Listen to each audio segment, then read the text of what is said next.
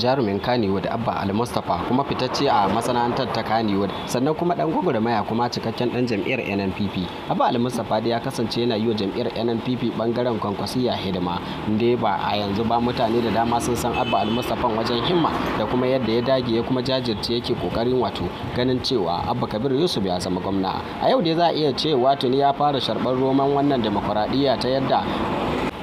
domin kuwa Abba almustapha a yau yana ɗaya daga cikin mutanen da suka rabauta da mukami na shugabancin hukumar tace fina-finai. Hukumar tace fina-finan da Ismaila Abba na Afa Kallahu ke jagoranta a lokacin tsohon gwamna wato Ganduje. Za a iya cewa ya zuwa yanzu dai an yi masa ritayar dole ko kuma a ce wa'adinsa ya kare, inda Abba almustapha din ya ci gajiya ko kuma ya rabauta da wannan kujera. Yan uwa dai da abokan arziki na ci gaba da taya Abba almustapha wato murnar ɗarewa wannan kujera ta hukuma da kuma shugabancin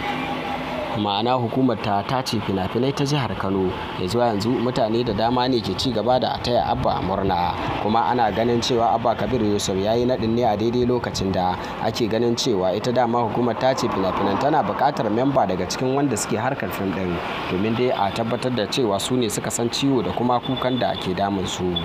Wannan shine dai mukamin da a yau Abba Kabir ya naɗa bayan da majalisa ta bashi damar ƙara naɗa masu bashi shawara guda 25.